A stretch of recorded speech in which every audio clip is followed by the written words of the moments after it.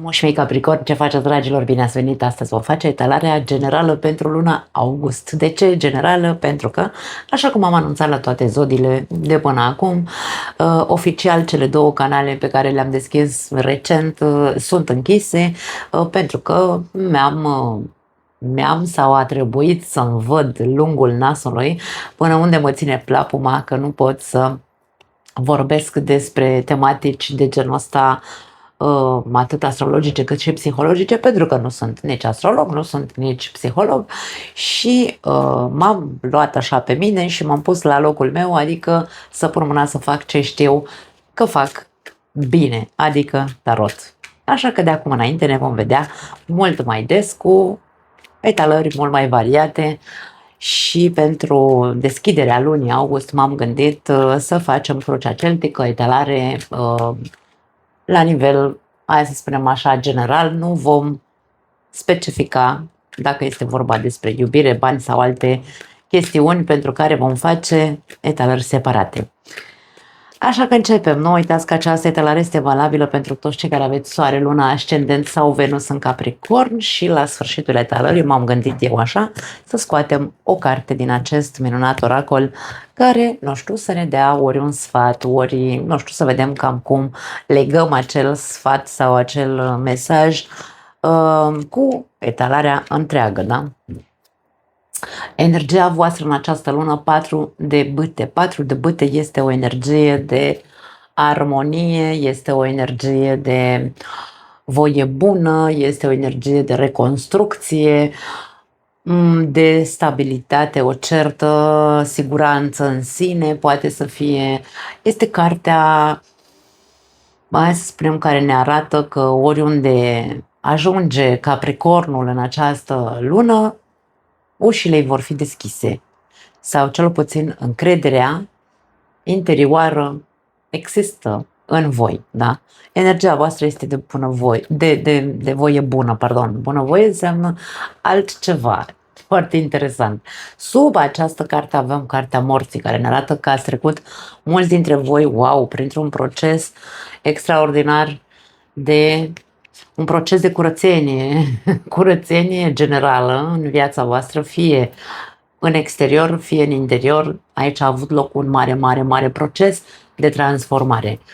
O renaștere, aș spune, pentru foarte mulți dintre Capricorni, m-aș bucura să fie pentru foarte mulți dintre voi.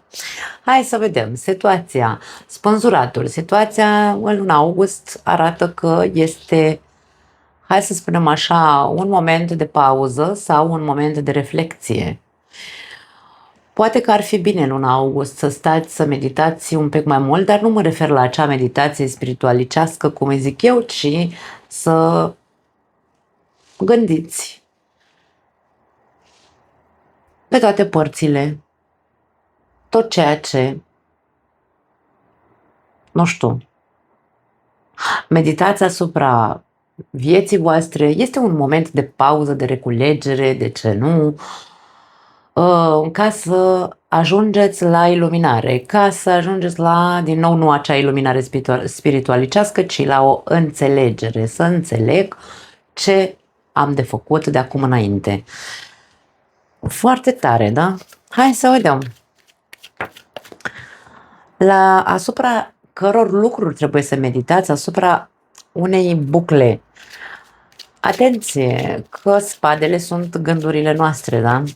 Ori este o situație, hai să spunem, mentală pentru unii dintre voi, căreia trebuie să-i dedicați timp. Să dați-vă timp să vă analizați din mai multe unghiuri modul în care mintea voastră sau gândurile voastre vă duc în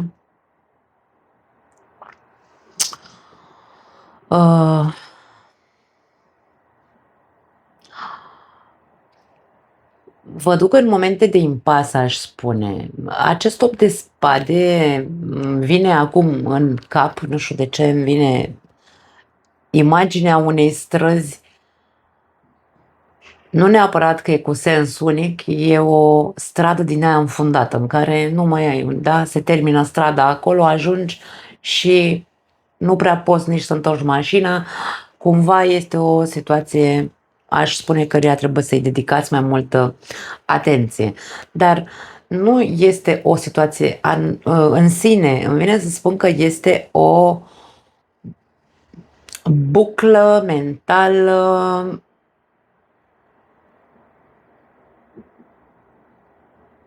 o capcană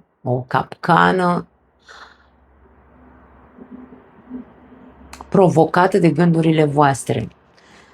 Și spun asta pentru că următoarea carte e Doiul de spade, dacă l-am luat cu fundul în sus. Pentru că Doiul de spade este o carte de refuz, în care noi refuzăm, avem ambele persoane din aceste cărți cu o legătură la ochi. Sunt lucruri pe care noi nu le putem vedea, dar poate ceilalți le văd. Dacă cineva ne spune, băi, nu e ok nu că nu e ok cum gândești, că până la urmă avem fiecare libertatea să gândim cum vrem. Nu e ok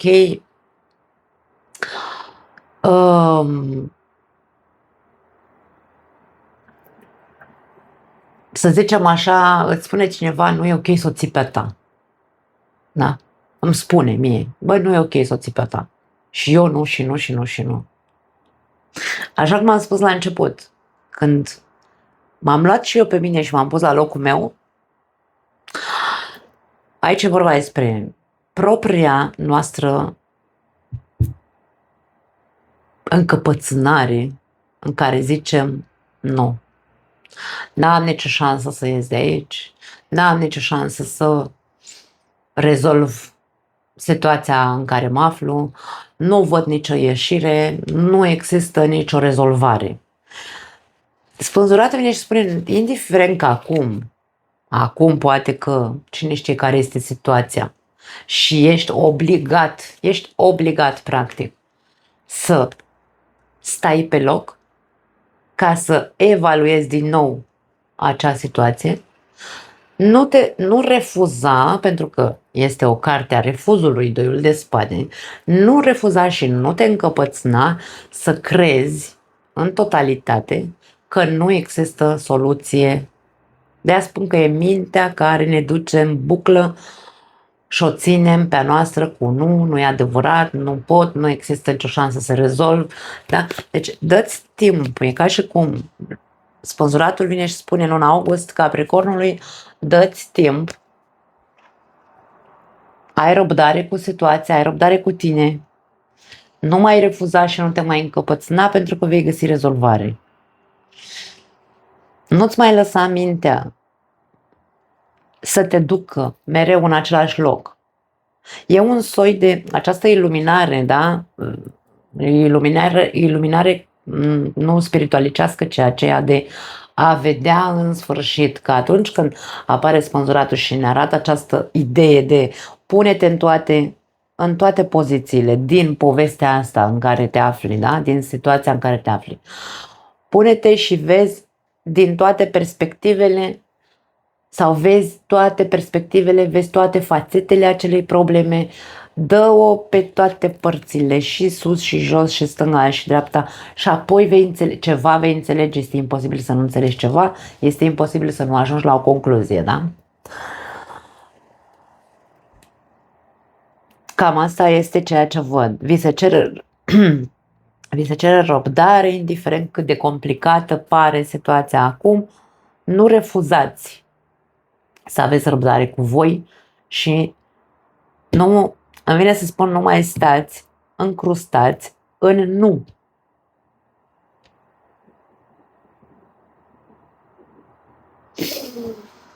În mintea voastră avem un 3 de cupe. Ce ai pe plan conștient este optimism. Ce nu înțeleg este această situație. 3 de cupe este optimism. Hai să vedem totuși la ce se referă ca să... Ia uite, împăratul și împărăteasa. Măi, oameni buni,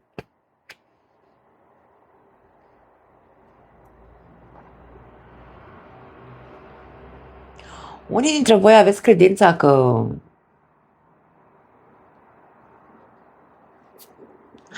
credința, dar nu mă refer că cred că sunt o persoană puternică, cred că sunt o persoană stabilă. Nu e vorba doar de a crede că, puncte.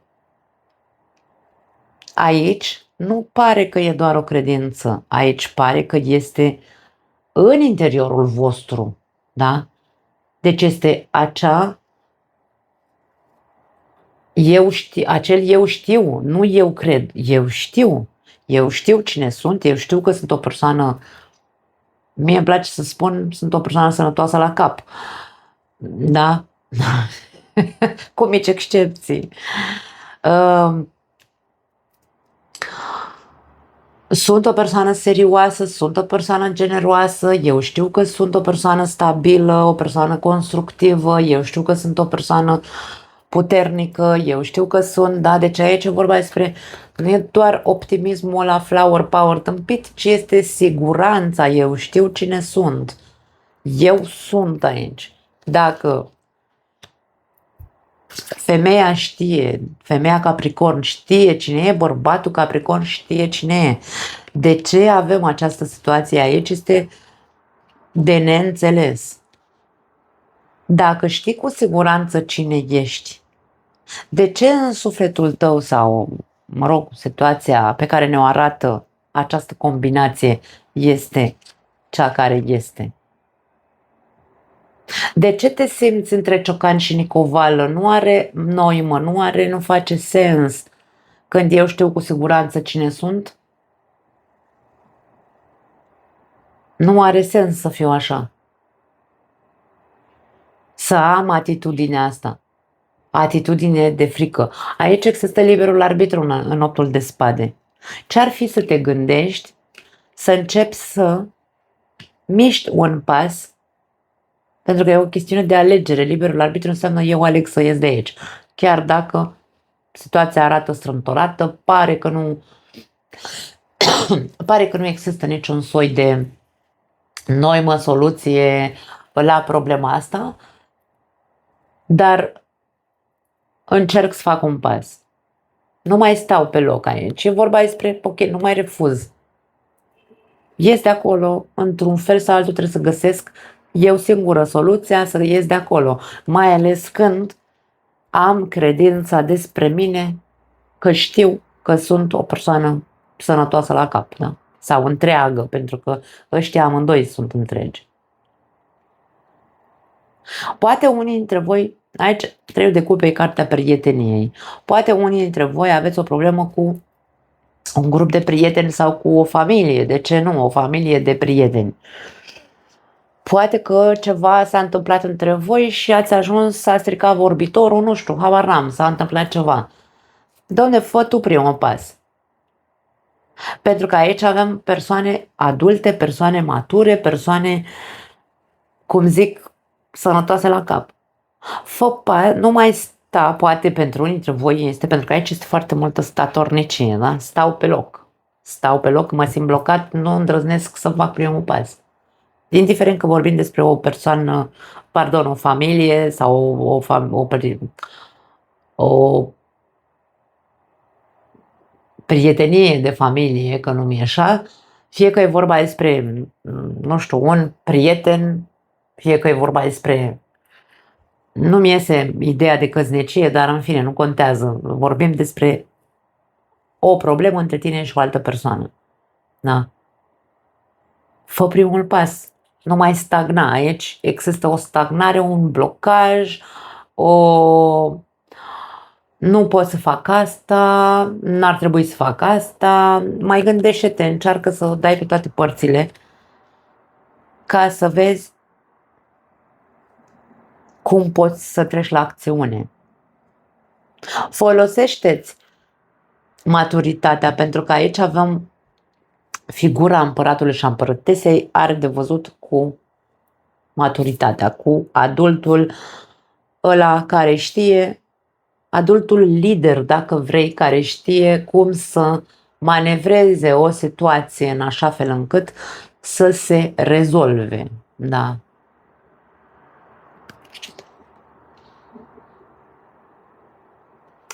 Ce nu știi sau ce ai în subconștient, Ai un 7 de bâte. Ce nu știi este că există niște frâne, niște limite.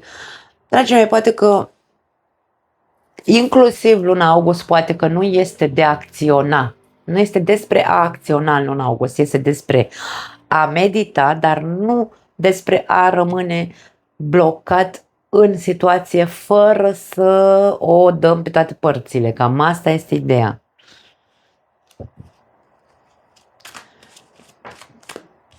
Trei de cupe din nou, deci aici avem imaginea asta de... Ok, și-a sărit un 5 de cupe. Ori este vorba despre ceva din trecut în care, în legătură cu persoanele astea, Doamne, s-a stricat, cum am zis, vorbitorul. Nu mai vorbim de o grămadă de timp. Eu mă gândesc cu drag la oamenii ăștia, mi-au fost prieteni toată viața. Într-adevăr a existat o dezamăgire, a existat o problemă care mă limitează să contactez cu ei. Acum dau și un exemplu cu prietenii, da? Dar poate să fie orice altceva. Vorbind despre un 5 de cupe care înseamnă durere emoțională, pierdere, putem aici să vorbim despre, ok, ori pentru unii dintre voi vorbim despre un triunghi amoros între, nu știu, familii, da?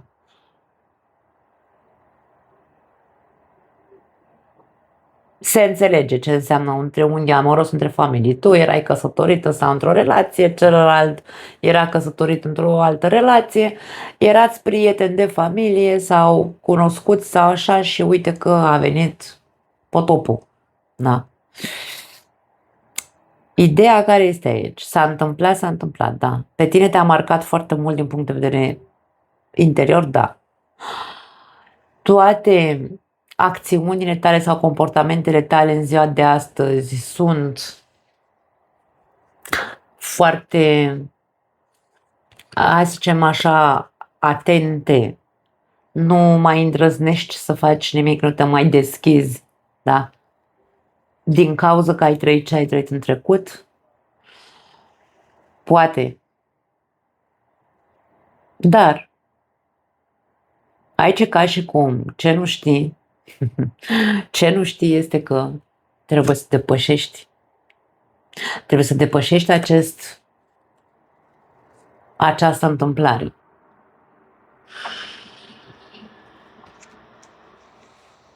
Poate a trecut prea mult timp sau a trecut mult timp de când s-a întâmplat lucrul ăsta și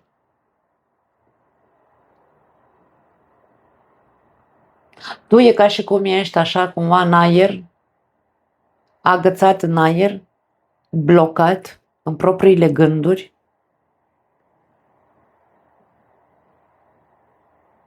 Pentru alții dintre voi poate fi o idee de genul ăsta, persoana asta care m-a dezamăgit, eu consideram că era persoana potrivită pentru mine.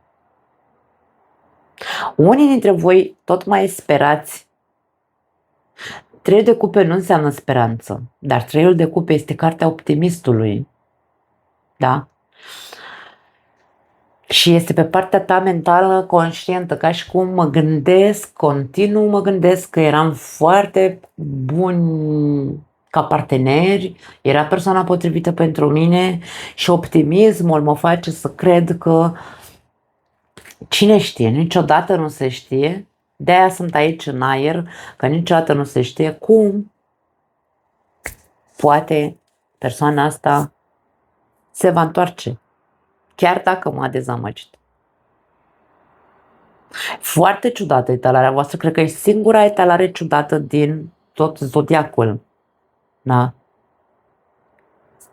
Pentru că are conotație de prietenie, are conotație de triunghi amoros, are conotație de un blocaj autoimpus, îmi vine să spun pe alocuri pentru unii dintre voi, un blocaj provocat de mintea voastră în care viața voastră stă pe loc din cauza acestei povești, că este despre un fost partener partener, că este un deces al unui partener, de ce nu? Și asta poate să fie.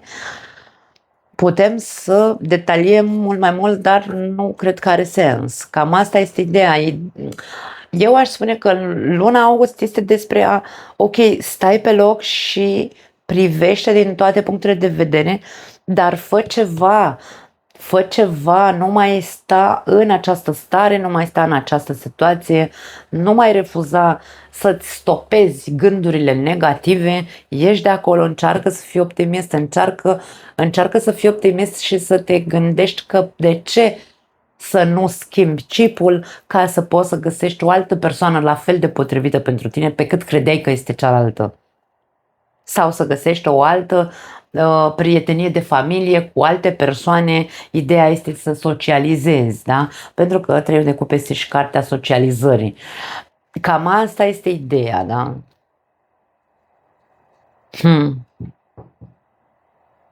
Când vom face petalurile de iubire, vom vedea.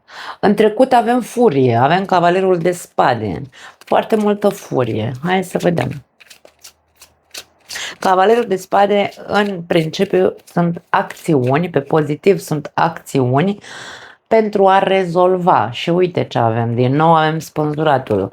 Poate că ai încercat să, nu știu, și 10 de cupe. Poate ai încercat să rezolvi situația asta care atârna așa de un fir de ață. Are legătură cu, aș spune că are legătură cu cercul ăsta de familie. Ce înseamnă familie, ce înseamnă căsnicie, tot ce înseamnă nucleu și clan, în care pot face parte și prietenii noștri, de ce nu? Da. Poate te-ai zbătut să rezolvi, dar pare că nu ai ajuns nicăieri, pentru că spânzuratul apare și în prezent, apare și în trecut. Totul a rămas în aer. Nu cred că ai putut rezolva. De ce? Poate a fost din cauza modului în care ai acționat, pentru că ăsta pe negativ e ăla care are limba ascuțită. Poate să facă ravagi, ăsta tai capete. Când iese la acțiune, el nu iese ca omul cu o comunicare sănătoasă. Iese ca tăunul, invadează, dă cu sabia în stânga și în dreapta, pe negativ mă refer, da? De-aia spun, aici a avut loc o revoltă, probabil, din partea ta și asta a dus la, mai repede la, în loc să rezolve, a dus situația în aer. Nu? În următoarele 3 luni de zile avem Regina de Spade. Atenție și cu Regina de Spade, pentru că și asta e tare în gură când e pe negativ și asta e foarte critică și arată cu degetul. Pe pozitiv, Regina de Spade este luciditatea noastră mentală. Da? Gândim la rece, calculăm lucrurile și facem un triaj. Triem și zicem, ok, asta îmi servește, asta nu îmi servește, asta e bună pentru mine, asta nu e bună pentru mine. Mintea mea, dacă este lucidă și clară, îmi spune nu mai poți să faci aia și aia, nu mai poți să te comporți așa și invers. Totul este, hai să spunem, se face o triere și se ajunge la o acceptare a situației. Aia e, hai să văd cum dansez de acum înainte. Cam asta este ideea cu Regina de Spade.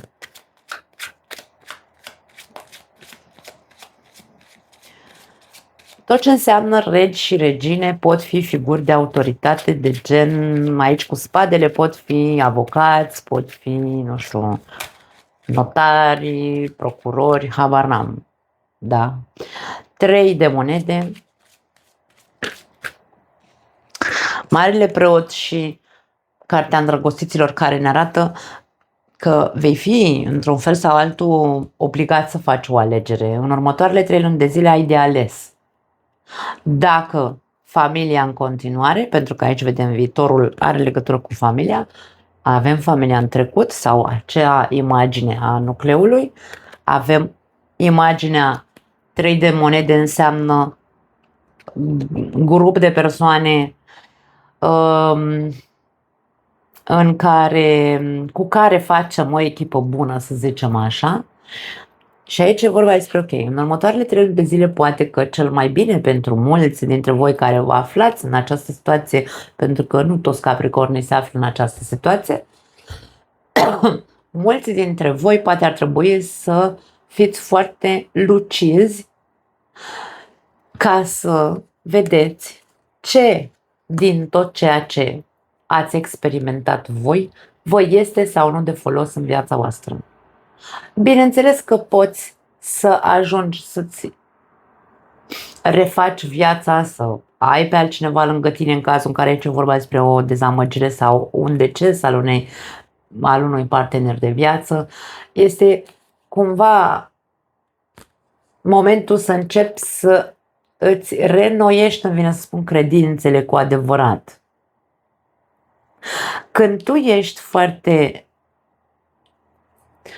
convins, că așa cum și eu sunt, băi, eu știu că sunt o femeie sănătoasă la cap, mai am și eu păsăricile mele ca toată lumea, dar sunt o persoană sănătoasă la cap. Când tu știi despre tine cine ești și cât de valoros ești, pentru că avem figurile împăratului și a împărătesei, când știi cine ești, este imposibil să nu găsești o persoană compatibilă cu tine, adică să găsești persoana cu care să faci o echipă bună. Credințele noastre sunt cele care ne pot duce pe acea stradă fără ieșire despre care vorbeam și poate că este bine ca în următoarele 3 luni de zile să te ocupi în totalitate, aș spune, de credințele pe care le ai în legătură cu prietenia, viața de cuplu, terapia, de ce nu, pentru că avem figura terapeutului. Cu toate aceste lucruri, e ca și cum aici alege să fii lucid, alege să-ți schimbi credințele, alege să puncte. Da. Alege să crezi. Înseamnă credință, Marele Preot, alege să crezi că poate exista, de ce nu, o altă persoană cu care să ajungi să te pui pe picioare, reconstruiești și așa mai departe. Sau să construiești o relație, pentru că 4 de bâte este și cartea relațiilor, da?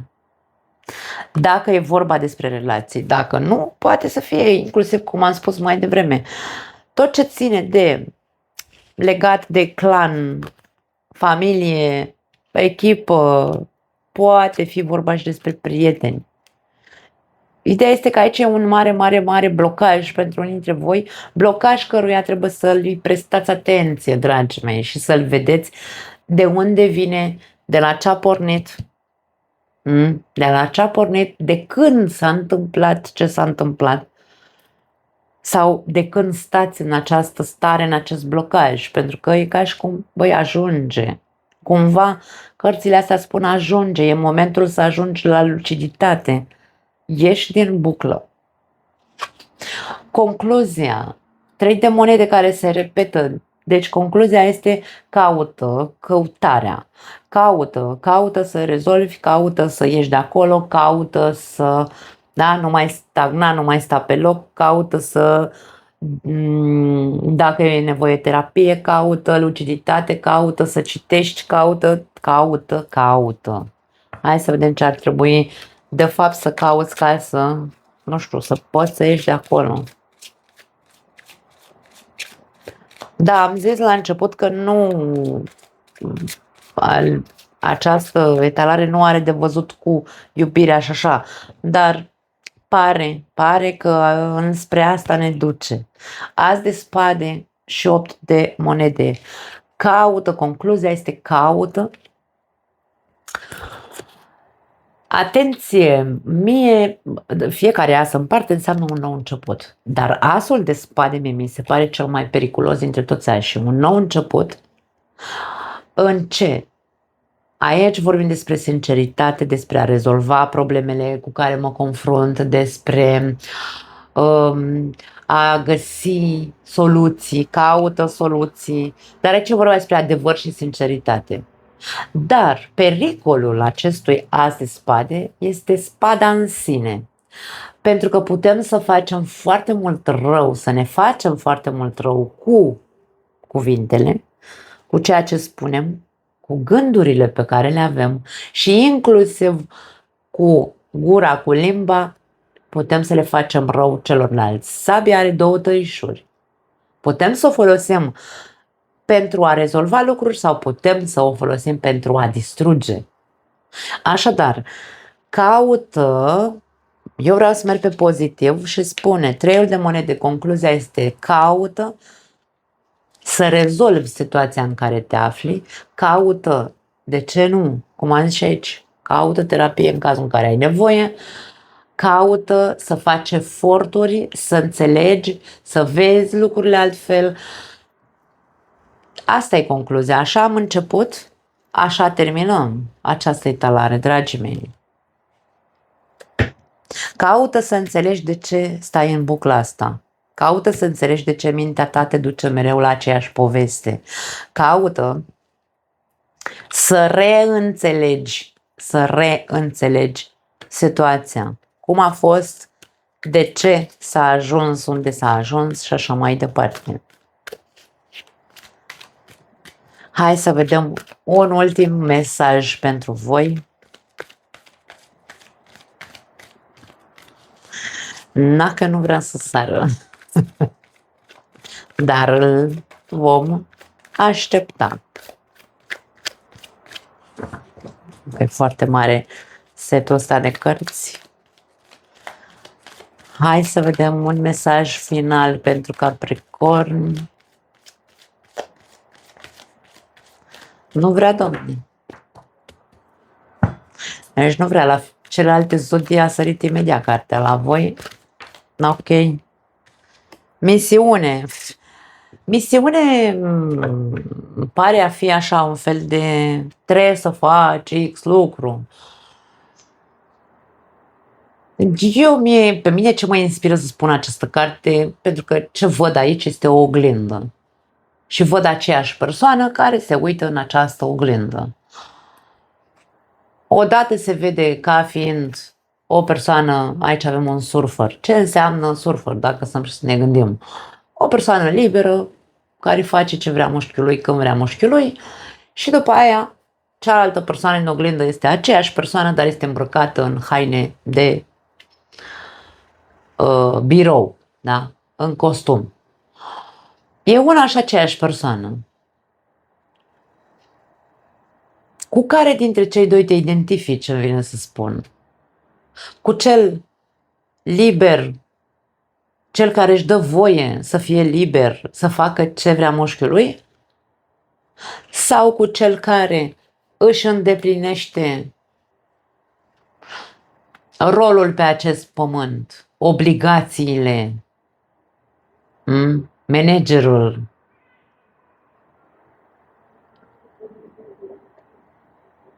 Nu știu dacă este un sfat aici de a te uita în oglindă și vezi, spuneți adevărul, pentru că asul de spade este asul adevărului, spuneți adevărul ție, stai de vorbă cu tine în oglindă și vezi cu care personaj te identifici și de ce. Nu pot să spun altceva.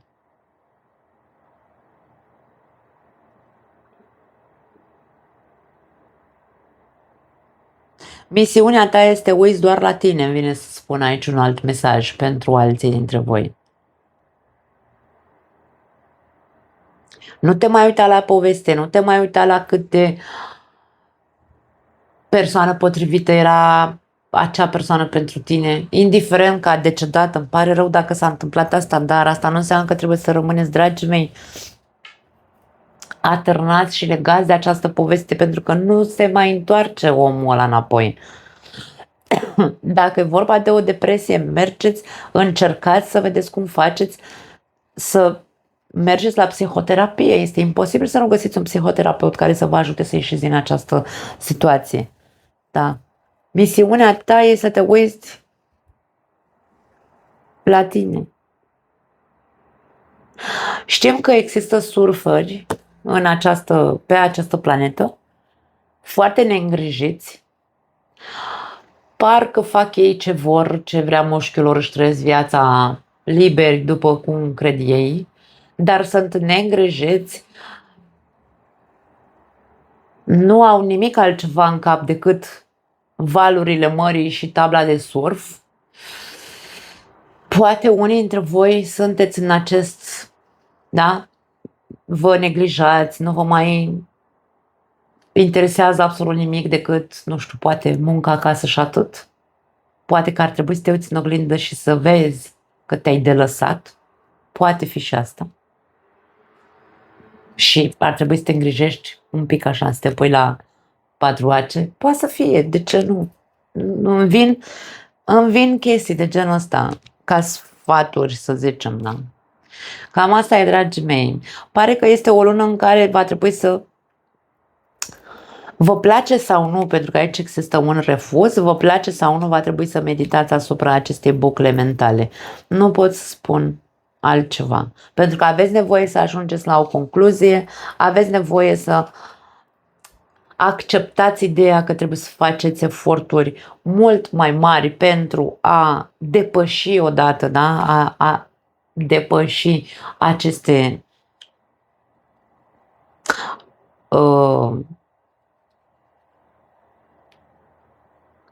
blocaje, că nu pot să le numesc altfel, dar pot fi doar credințe, atenție. Pot fi doar credințe de ale noastre. Nu mai am altceva, dragii mei, off, când văd așa ceva la Capricorn, parcă, da, mă pup. Ne vedem data viitoare. Ciao!